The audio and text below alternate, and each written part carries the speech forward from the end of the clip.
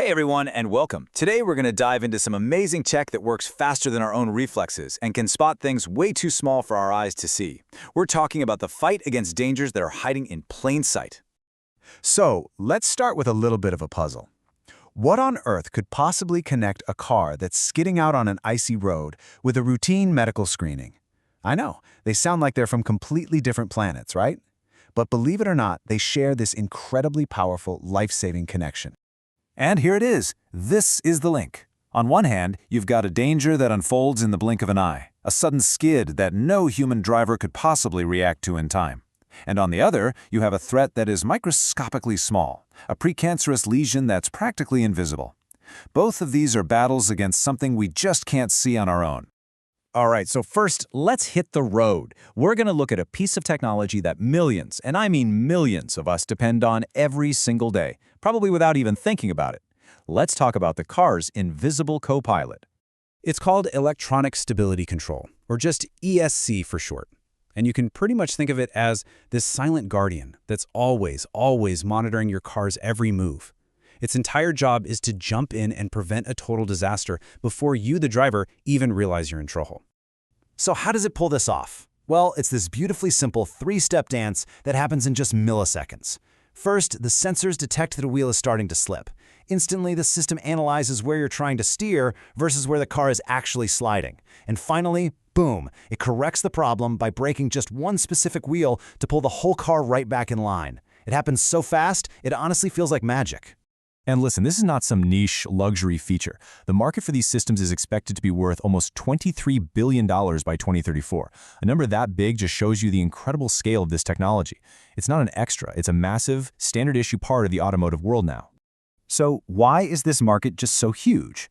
Well, the growth is really being pushed by two major forces. First, governments all over the world are making it mandatory because, hey, it's a proven lifesaver.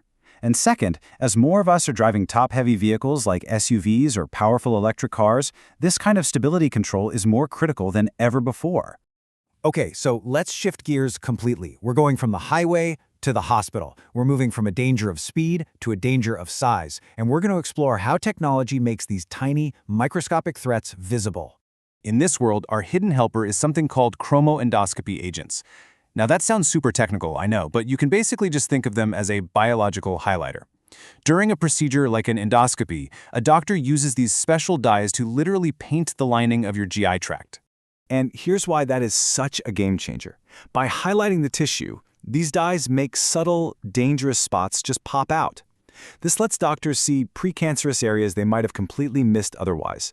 It means they can take more accurate biopsies and ultimately catch awful diseases like colorectal cancer at the absolute earliest and most treatable stage. It's a huge deal.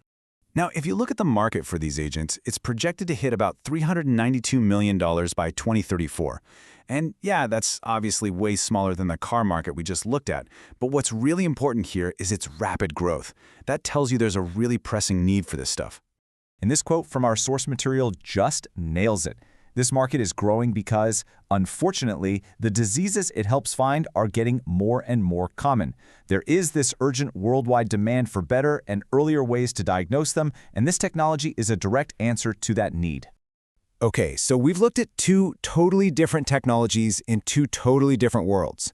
Now let's bring them back together and see how they tell one single story about safety and prevention. This table just lays it out perfectly. Look at the core mission. One prevents loss of control, the other enables early detection. See, it's all about prevention. Their market sizes are worlds apart, of course, but check out the growth rates. The smaller medical market is actually growing a little bit faster. And their drivers are different. One is pushed by government rules, the other is pulled by a real medical need. But despite all those differences, here it is. This is the common thread, the big aha moment.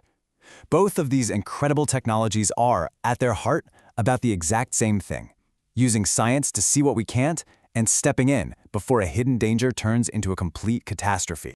But hold on, the story doesn't stop here. The next chapter for both of these fields is, frankly, even more exciting.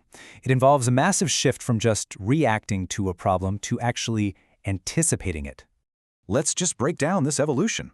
Right now, ESC is reactive. It fixes a skid that's already happening. And those medical dyes, they're reactive too. They stain tissue that's already there. But tomorrow? Well, car software will use map data to predict that a skid is coming and adjust before it even starts. And in medicine, AI will analyze video in real time to spot abnormal patterns, maybe without needing any dye at all. And look, this isn't just some sci-fi dream. The source material on cars explicitly says the future is moving from reactive stabilization to predictive management. Cars won't just save you from a mistake anymore. They're going to help you avoid making it in the first place. And guess what? We are seeing the exact same trend in medicine. Technologies like virtual chromoendoscopy and AI-assisted tools are being developed to do the same thing, to see the unseen with digital smarts, boosting a doctor's ability to find disease even earlier and with more accuracy. So, when you step back, we've taught machines to see things that are just beyond human perception, from milliseconds on a highway to millimeters inside our bodies. And that just leaves us with this one huge, fascinating question to think about. What other invisible dangers are out there just waiting for us to teach our machines how to finally see them? Thanks for joining me.